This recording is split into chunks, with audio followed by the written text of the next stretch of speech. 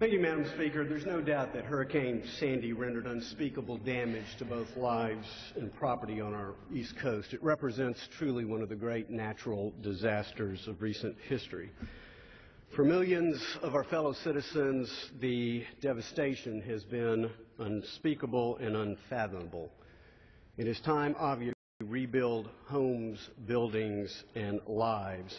For the victims who paid for flood insurance policies with the National Flood Insurance Program, their claims need to be paid, and paid now. But, Madam Speaker, here's the tragic reality. The National Flood Insurance Program is broke. It is beyond broke. It is now taxpayer bailout broke. Regrettably, not unlike our nation, broke. Trillions in debt.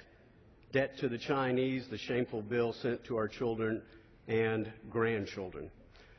So right here, right now, Madam Speaker, members are faced with a tragic choice of not paying contractual claims to victims who paid premiums, or adding $9.7 billion to an insane national debt that threatens our national security, our economic well-being, and our children's future. Emergency bills like this should not come to the floor without offsets to pay for it or structural reforms to ensure that taxpayer bailouts are never needed again. Regrettably, less than 24 hours into a new Congress, there is simply not time for this. As many in this body know, I have long been critical of the National Flood Insurance Program. For more than 4 decades, this experiment in government-provided flood insurance has proven to be ineffective, inefficient, and indisputably costly to hard-working American taxpayers.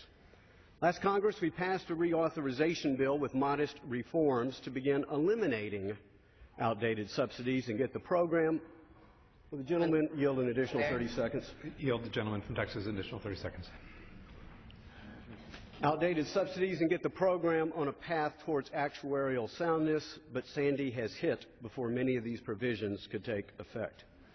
As Chairman of the Financial Services Committee, I wish to inform all members in this Congress our committee will take up legislation to transition to a private, innovative, competitive, sustainable flood insurance market, one that serves the needs of all of our countrymen but ends the unsustainable taxpayer bailouts once and for all.